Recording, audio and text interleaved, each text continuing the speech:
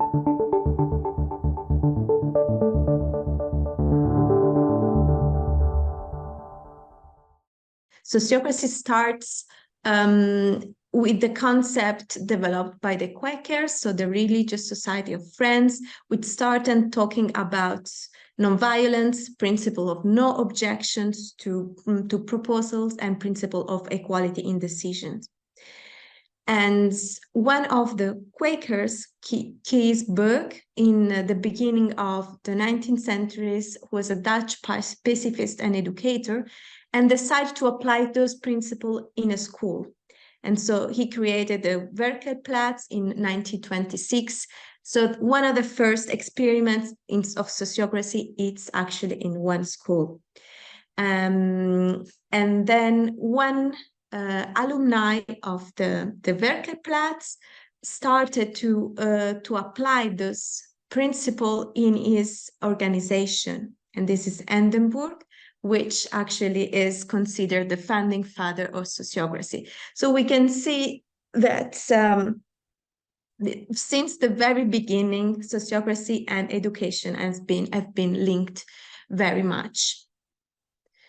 And you can see in the website of Wandering School, that's a screenshot that I have about the diffusion of sociocracy in schools. But as you can see, it's spreading more and more worldwide. So what are the key elements of sociocracy? Being it a form of governance, we need, in every time we have a governance, we need to understand three main pillars. The first one is how we make decision. The second is who make decision. And the third one that we would add is how we improve over time. So the two first are really connected with every form of governance. When we have a governance, we need to know how and who make decisions. In sociocracy, we had also the improvement part, which is always connected with the governance. That's why we call it actually a dynamic governance method, because it improves over time. And in sociocracy, we make decision by consent. So that's how we make decision. We make decision inside linked circles. And so people make decision without the circle, and we improve over time through feedback.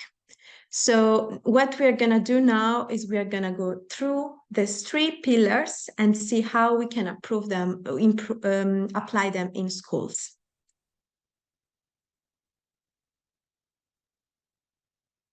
We're gonna do before another thing is I'm gonna explain you actually why do we need sociocracy in school very briefly, and I would depart from a research result from a project that is called Sociocracy. You can find about this in our website. It's a 2 years project that we developed with the Sociocratic Center in Austria to spread the sociocracy in schools. And we have the research, some webinars, workshop, and some guidelines. So you can also use those guidelines and bring it to your school, because it's very clear bullet points on how what are the action needed to promote sociocracy for every actors. But now I'm going to give you a quick overview about the results of the research, because I think it's really important to understand what's the benefit of sociocracy in school. We interviewed 21 sociocratic schools in Europe, and those are the results of the benefit for children and students. We realized that there is a positive effect on children's sense of belonging, empowerment, responsibility, and citizenship. Students were much more motivated, responsible, and engaged in making change, not only in the school, but also within the community. All schools agree that it was easy and spontaneous to apply sociocracy with children. However, it gets easier when children or students are more than 10 years old. And another positive effect is that sociocracy then is spread into families through the children and the students. And so this created a big cultural change that doesn't remain in the school, but spread in the society. We also interviewed many teachers, and what was the outcome that we saw is that according to them, there was an increased motivation of staff, increased collaboration, and also teacher, like in schools, Sociocratic school, it was very easy to find teachers. So we know that there is a shortage of teachers in many countries, but Sociocratic school didn't have any problem about that. They had a clear understanding of the roles and the competences they had, and they had more efficient and enjoyable staff meetings. Finally, we also analyzed the benefits of school management. So for school management, applying sociocracy was really beneficial because the decisions were supported by all the teams, so not only by the headmasters. And once they were supported by the teachers, they were much more viable as they were taken together. Sharing the power allowed to have much more time to the headmaster, so not having all the administrative burden on their shoulder. It was a much more effective division of task and the effective decision making. And all in all, it was creating a more inclusive culture in the school, aligning the school with what are the EU key competencies on citizenship education. So this was really allowing the school to develop a more innovative way of really fostering competencies, citizenship competence in students. So this was the general overview of the benefits, and now we go in the practice of how does sociocracy work in school. And we start with the first, let's say, key principle that I'm going to show you today, and it's about who makes decision. As I said, in sociocracy, decisions are made in linked circle organization, because sociocratic organizations are composed of a hierarchy of semi-autonomous circles. So there is a hierarchy in sociocracy, but this hierarchy does not constitute a power structure per se. It's more an operational hierarchy that is based on specificity. So the so-called mission circle, which is the one that holds the vision and the mission of the organization, as a very broad domain, because it looks at the big strategy. The general circle, it's the one that takes care that all the operational circle are connected together as a less broad domain, but still has to have a look in all circles. And then there are the operational circle that have a very specific and narrow domain and area of work. So this hierarchy is more about specificity. It's not an hierarchical, a vertical organization in this sense. So, but the three kind of circle we always have it's our operational circle, general circle, and mission circle. Organization can be very simple, like the one here at the left, where we have 3 operational circle, 1 general circle, and 1 mission circle, or very complex, as the one you can see here in the right side. It depends, of course, on the size of people involved in the organization. Yes, Diego. Yes, I was wondering if one person can belong to more than one circle at a certain time, so you can be part of one operational circle and at the same time being part of the other, I can't remember the names, the other type of circles. Yes, what is very important in sociocracy, and we would see this later on, is that persons are different than roles. So you can be one person, but having different roles. And that's what happened, for instance, in small schools, where you have maybe 10 people in all the school, And it's normal that at the beginning, one person is in different roles and in different circles. What is really important is that there is a clear role. So when you sit in one circle, you are sitting with this role and not with the other role. And therefore, you have a very clear sphere of decision, and we would see later what does it entail. But it's normal that in every organization at the beginning, everyone is doing many things. But what Sociocracy is helping you is to segment that every time you sit into something, you have a specific role and you don't bring the other's role to the decision table. But so in order to create this, what is an important precondition for schools, but for any organization, is that we have a clear vision, mission, and aims of the organization. I guess you know the difference, but just to repeat it, a vision is what set out the world as how we would like to see it. So it's a vision statement that starts normally with the format of we believe in a world that is in this way and that way. The mission operationalize the vision, and it tells us what your school, for instance, does to bring that vision, that world vision, to reality. So it's a shared purpose of the school. And the aims, again, operationalize the mission and telling us very specifically how the mission will be achieved. Aims should be tangible and measurable. And those are very important because all the aims will compose the circles. So if we don't have a clear aims, we would never be able to have circles. Here I'm just draw an example of a school vision, mission, and aims that you can read. But what is really important is that, for instance, we have 3 different aims that derive from vision and missions. So the vision is a world where everyone can develop a confident and responsible individuals who aspire to achieve their full potential. The mission is providing a welcome, safe, supporting learning environment that ensures children are equipped with all necessary skills, knowledge, and attributes, etc., etc.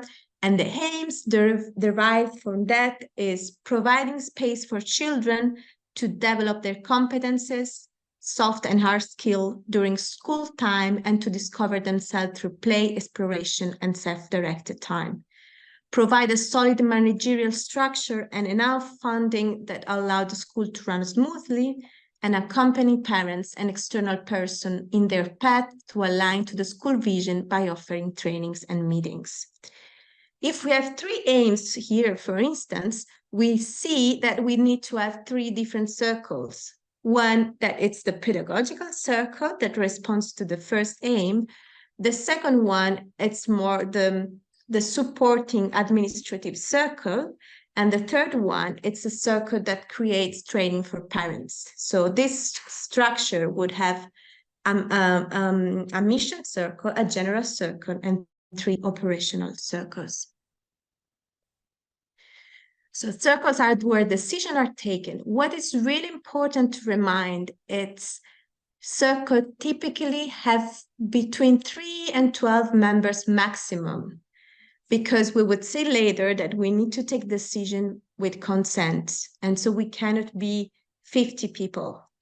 The risk in many schools or in many organizations that is they want to have plenary sessions because they believe in the value of being all together in a plenary, but then they never achieve consent in many people. So the suggestion is then when a group is becoming larger, to divide in different subgroups so that we can remain a small unit that can work smoothly. As I said, each circle has an aim. So the description of what the circle does, and a domain. The domain is the field where the circle can decide about. This is the most important topic for a school.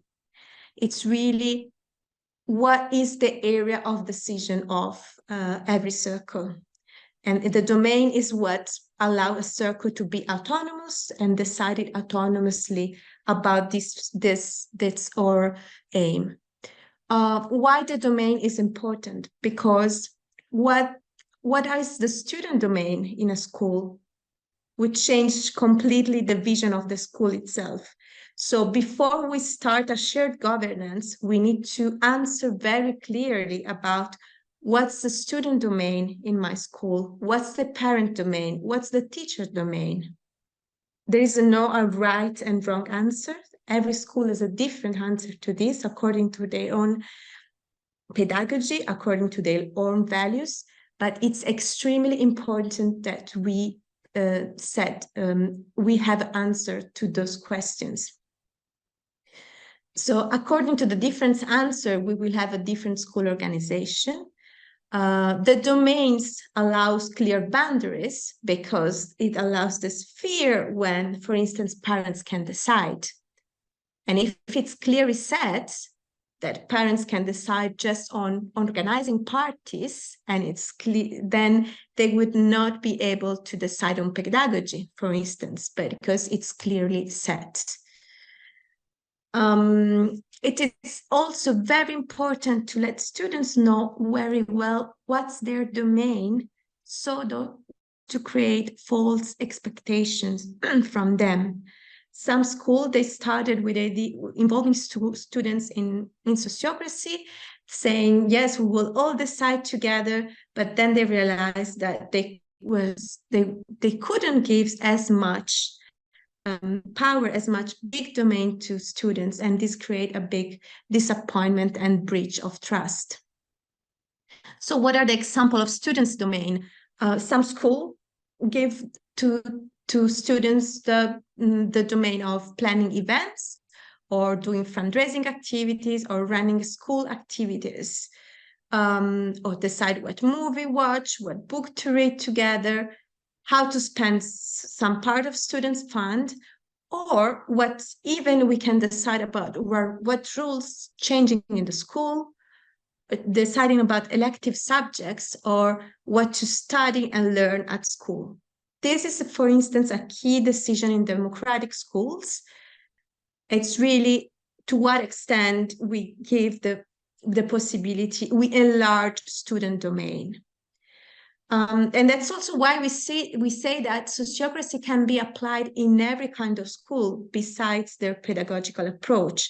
What will probably change, it's really to how big the domain of the students is. In democratic school, the domain of the students, it's quite large.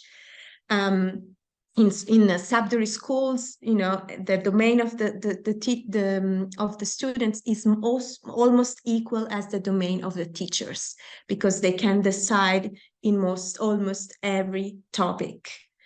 They have different role, but the domain remains the same.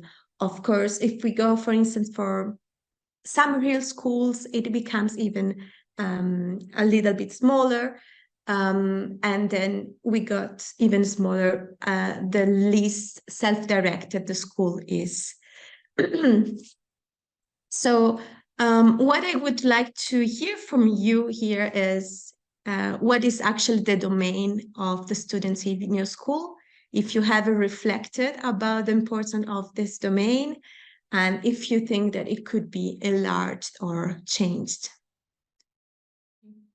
So thank you very much. So you will be able to see what we discussed so far, because this will be recorded and shared with you. But we have been finished a discussion about the student domain, and important to clarify what's the student domain in schools. So what's the area where we can take they can take decision. But the same thing, it's also relevant for parents, for teachers, like for all actors involved in a sociocratic organization. The first question is, what is my role and what's my domain and what's the domain within the circle I'm in? Once we know this, we are empowered to take decisions, and we know that we cannot take decisions in other circles. Those kind of boundaries are really healthy boundaries in schools, and it prevents a lot of conflicts and prevents a lot of crises. Moreover, with parents, when we ran the one year research, we saw that one of the biggest challenges in sociocratic organization were actually parents thinking that because it was a sociocratic organization, they could actually decide on everything. So the concept of domain circle creates a safe boundaries to protect for instance, the pedagogical circle from other circles that want to have a voice and so protect everyone and every work. Here, what you can see is a different from two different organization drawn. The one on the right side is it's a little bit more complex.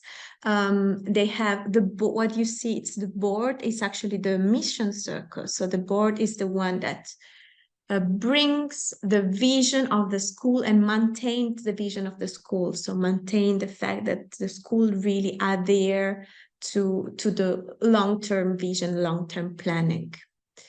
The school circle is what we described before as the general circle, where it's only a circle that only shares information between the operational circles. In the left image, you can see there is a parent circle, a support circle, a teacher circle, and a student circle. Probably what happened is that in the support circle, there were too many staff, and then they divided in sub-circle in a way that decisions were more effectively according to their domain. And the same thing, they decided for student circle to divide according to years, age of students. On the right side, we have a very much more easier design of a school, which was actually the school that I coordinated before starting Quest. And so we had just a general circle, a support circle, the school circle, and the research circle. But we were also like 10 staff and 15 students. So it was manageable to keep it quite simple. So within the circle, we have specific roles that allow connections of one circle to another. So every circle is independent in its decision making because have a domain, and so they can decide on something. But it's important that we have connection between different circles, and this is allowed by two roles. One is the role of the leader, and one is the role of the delegate. The leader is the one that oversees the operation of the circle, so basically carry the aim of the circle, knows where the circle is to go, and so makes that everything is in line with the aim. Whereas the delegate is the one that represents the circle in what we call the parent circle, so in the general circle. And having these two persons, it's really important so that there is not just one person that has all the burden. It allows also check and balance. And then there are other two roles that are important. One is the facilitator. So it's the person that facilitates the meetings, and the secretary is the one that takes note. In the next slides later on, I will explain you in detail how to do it with children, maybe with smaller children, but also with more elder students, and to make it funnier.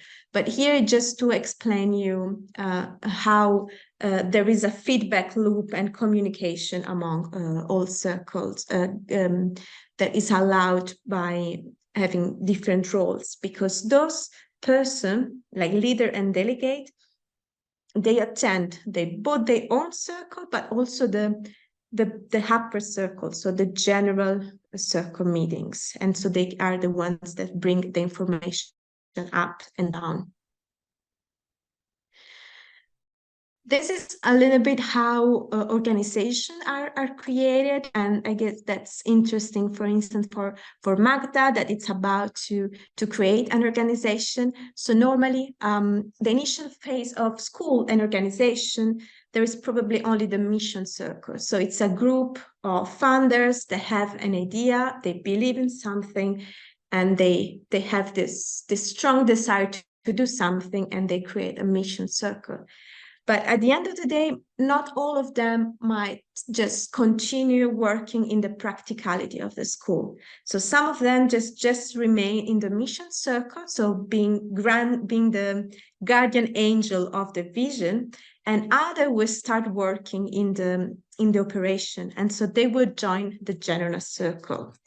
So in a second phase, there will be only the mission circle and the general circle.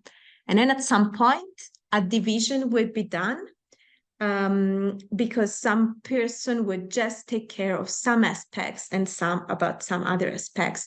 And in this way, we create the operational circles, keeping in mind that for the first years, the general circle would still do the tasks that are left over, that the task that remains, that no operational circle is taking care of. So normally it's in the first years, the general circle will also still work on some tasks, with the idea that in the long term, when we have a mature organization, the general circle will only take care of sharing communication among the organizational circles.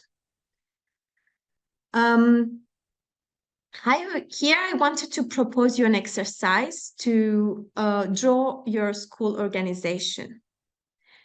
I don't know if you are interested in doing this, if you already have done this or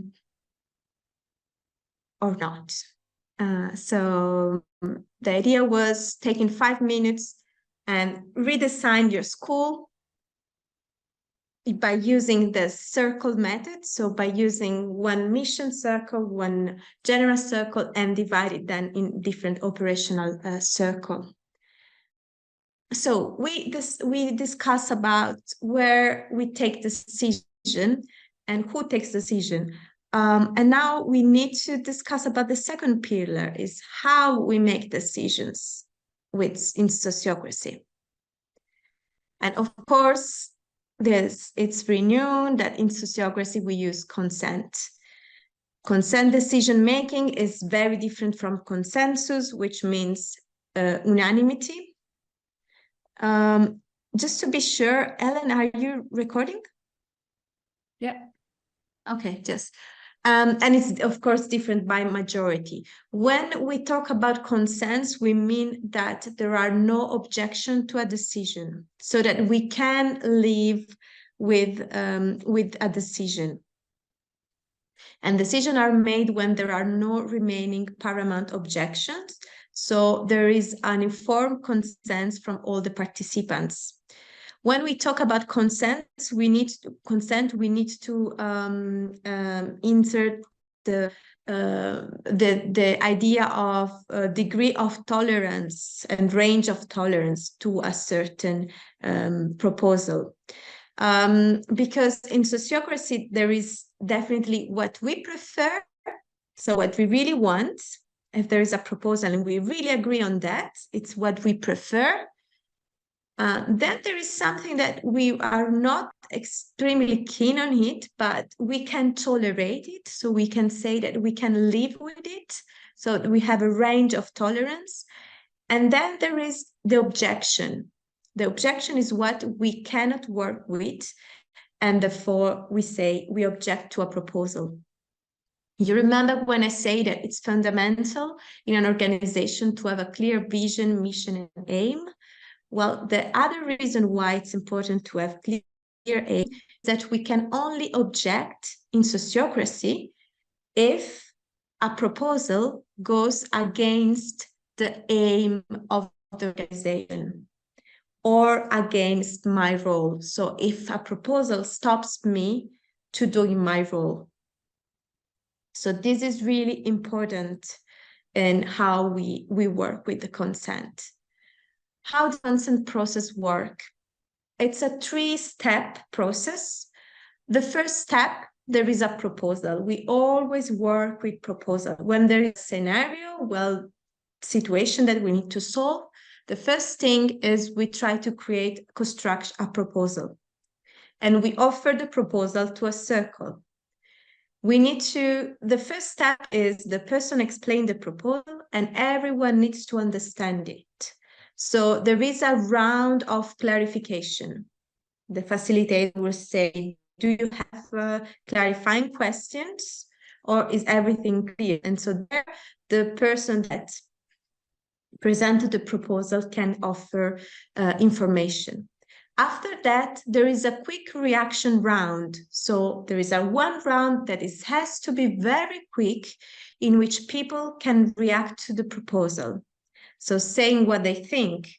And this is important because at the end of this very quick round, and it has to be quick, otherwise we get stuck in the second round, the person that presents the proposal can decide to change something. So adjusting the proposal according to what the other said. And at the end of this, when the person that presents the proposal might change it and reformulate, there is another round that is the round of consent. So the facilitator will ask everyone if they consent to the proposal. Or even better, the question is more, is there any objection to this proposal? If there are objections, it means that there is something that this proposal goes against the aim of the circle or blocks the person, stops the person to have their own role in the circle. So if there are objections, we need to understand the objection, explore a potential integration of the objection, and then finally, if we can integrate the objection, we do another consent round.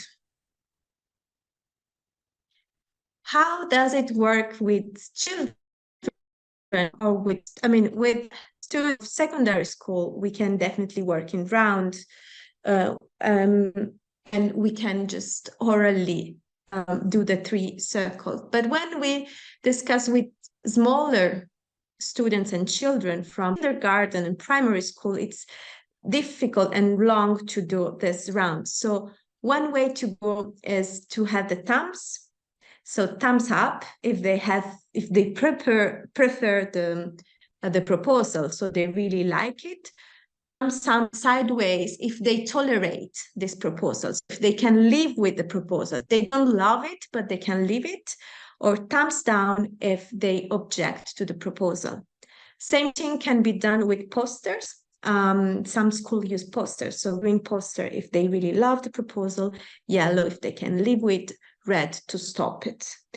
It's very tricky, in particular for small students to understand what's the objection.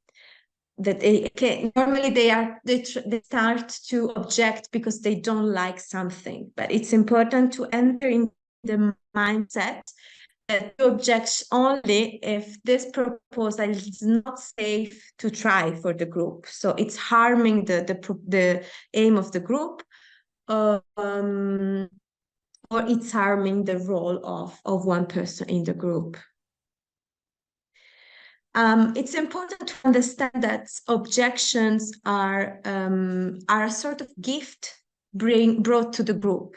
So we don't need to be scared of objection, because it's thanks to the objection that the proposal gets better and align better with the school aim and the circle aims.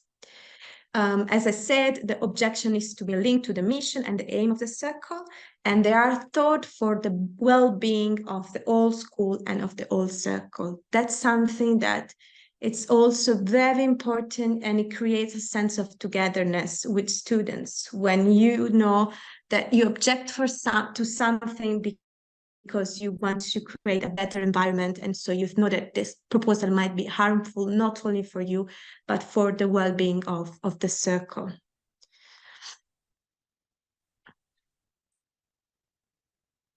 So it's important again to remember that a person is not a role in sociocracy.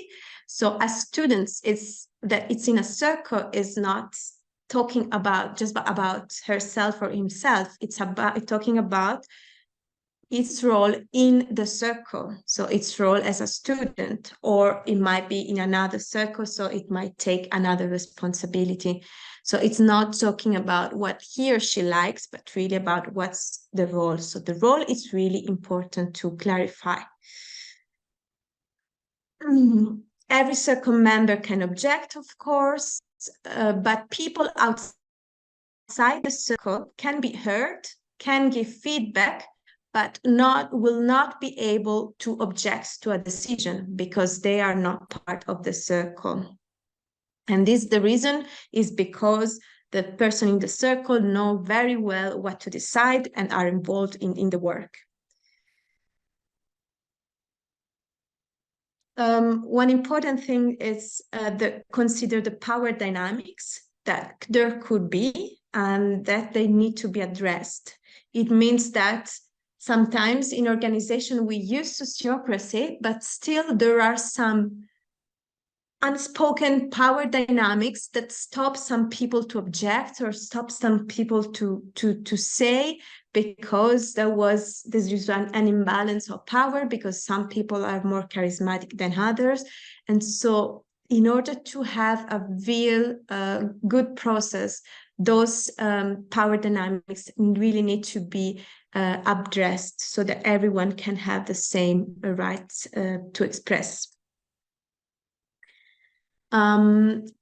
So at school, one of the best way to deal with consent, but in general to make decisions and to discuss, is talking in rounds. Talking in rounds, it's a way to ensure that everyone's voice is heard. One way also to discuss, like to tackle power imbalance, is if we talk in round, everyone would have the same possibility to talk. And so we avoid that there is always the same person that it's talking and the shyer one that's never talk. So in rounds, everyone speak one by one. The facilitator normally pick one person in the circle to start, and it can also be done with an initial question or a prompt. And we can have this round also to have feedback or to improve the class atmosphere. So question as, how do you want to be treated in your class? Or what do you want to learn more in your class? And starting having this round with students, it's really extremely important because it starts mobilizing their interest, what they want to do, and allowing them to express themselves. With students, it's interesting to have objects that clarify the different roles. I explained to you that there are two important roles, that's the leader and the delegate, but also the facilitator and the secretary. Some schools used objects to identify those roles in the circle. So you can have a hat for a facilitator, a big pen for the secretary, an arrow for a leader, or some objects so that students or young children can take this object and remind that in this moment, in this circle, they are the facilitator, they are the secretary. And so it's really visible what's the role of everyone.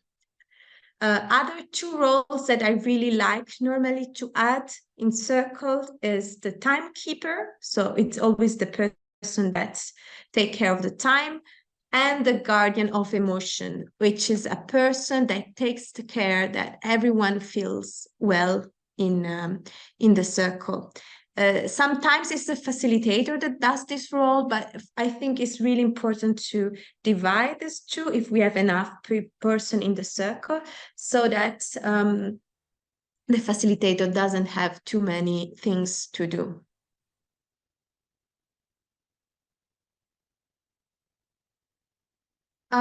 Here it's just a list of common mistakes that can be done when opening up to consent and circle and sociocracy with students and with also and with children. And it's taken by the Book of Hope Wilder, Let's Decide Together, that I will then show you at the end of the presentation. One mistake is assuming that children will want to take part in every decision you want to make. And that's not the case. And in most school, you know, I see that adults trying to involve students in most decisions, but it's not, they might not be interested. So, and it's also okay. So you can make it some meetings optional. And so that those students that are not yet interested, are not yet motivated to discuss and decide about something, they don't feel forced to. As I said, well, the other one is regarding the clarity of domain, but we have already discussed about that. The other is assuming that children will proactively engage in this process without support.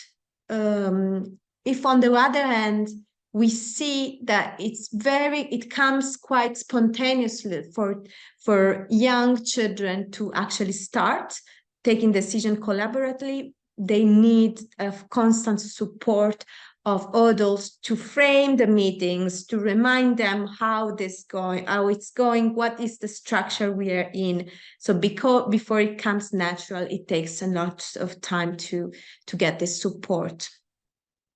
Another important thing that I want to remind again is in the concept of domain, we cannot take the power away for children after having given it to them. And this I saw happening in many schools, like let's decide all together, and then the sphere of decision of children gets smaller and smaller, and this breach the trust. Leading meetings that are too long or boring, it's very important to keep meeting as short as possible. And the smaller the children, the shorter needs to be the meeting. So we're talking really about, at the beginning, meetings with just one topic per time, because small children cannot handle attention span for a long time. Let's make it also more playful. We can have more manipulative material when we are in circle, because these allow also the focus. I see sometimes teachers that they get mad because children are playing with pens or with things when they're receiving a lesson, but it's actually a way to focus. So I would actually suggest to bring much more manipulative material in meetings to allow focusing and to listening. And then, of course, teaching by talking rather than by doing. Let's go ahead.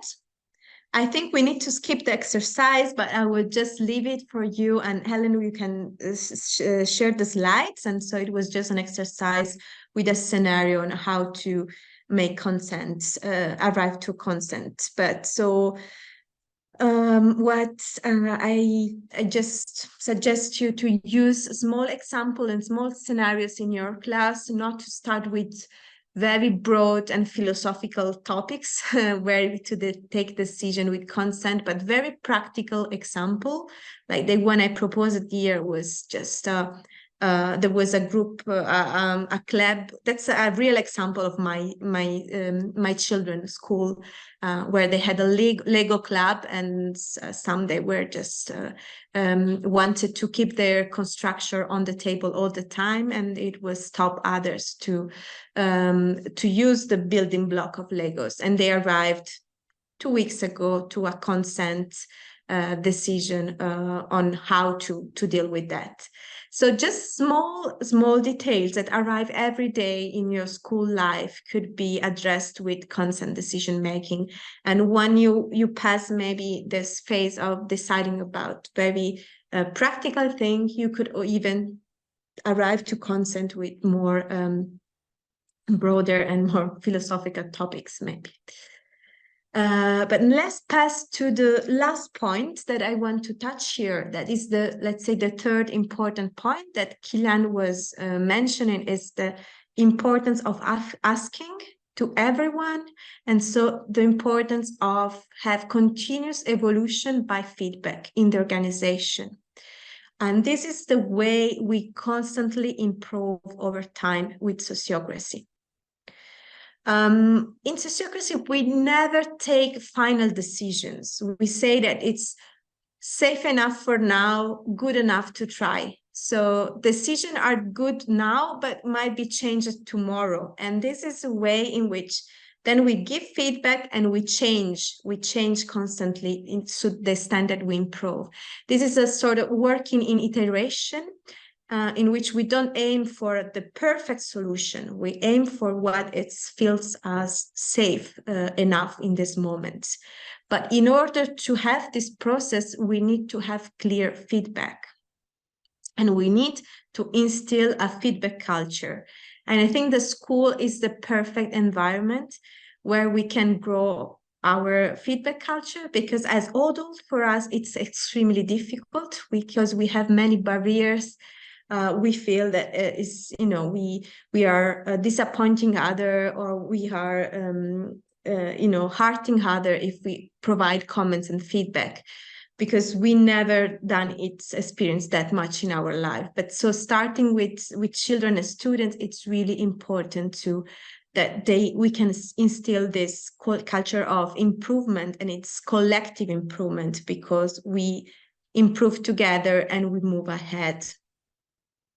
So for every decision we take, for every activity we do, for everything for every action, for every event, we have a feedback round at the end. And so feedback can be done in circles, but can also be done one-to-one, or it can be done at the end of every meeting.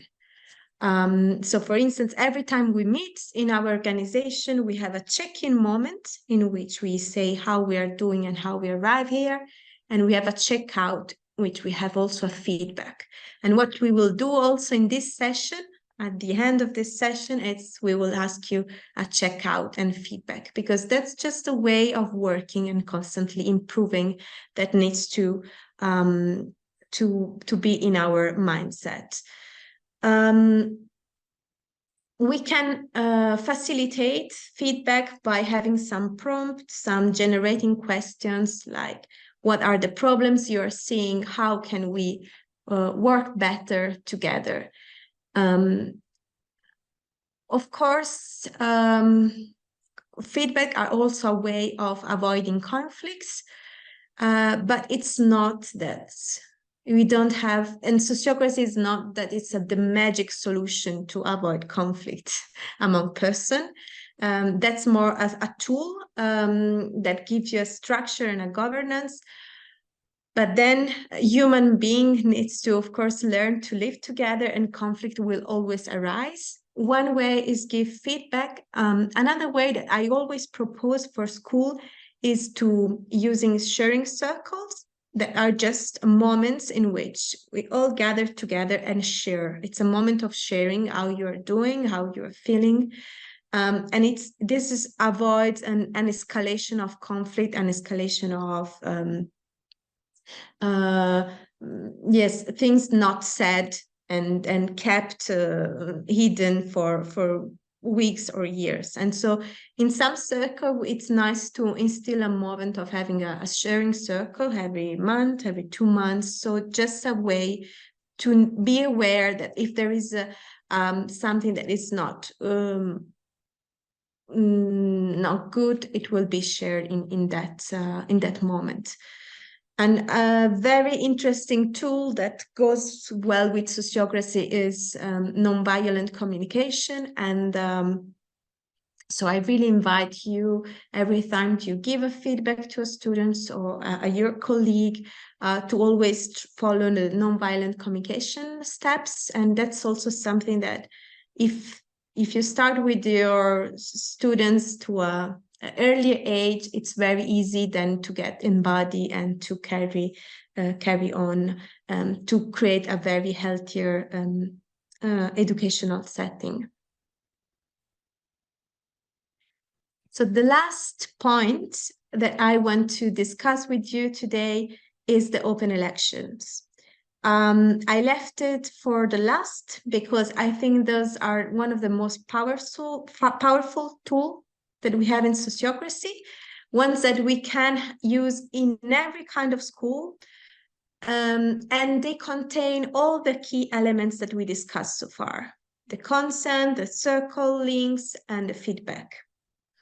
In Sociocracy, individuals are elected to roles and responsibility through open discussion using consent decision-making. So the 3 steps that we saw of consent decision-making are used to elect people. And the election is very different from normal elections because there are no candidates. So they are also called election without candidates. And I will explain you how it works and why it's so powerful. And I will challenge you to try this in your school setting. So how does it work? We imagine we want to define a candidate for the school assembly, and we need to define the school leader for the school assembly. Then we need to clearly define the role. So what will be the role and what are the qualifications that this role entail? And we need to write it down. So this is done in rounds. So everyone contributes to write down the qualification needed to be, for instance, the leader attending to the school assembly. And then we have a consent on the qualifications. So everyone agrees that those are the required qualifications. Then everyone writes down the nomination, and people can self-nominate themselves or they can nominate others. And we have a nomination round in which everyone said, I nominate Helen to be the leader to go to the school assembly. After and you explain why. So everyone needs to explain why you nominate this person. And this is extremely powerful because when you nominate, you explain why.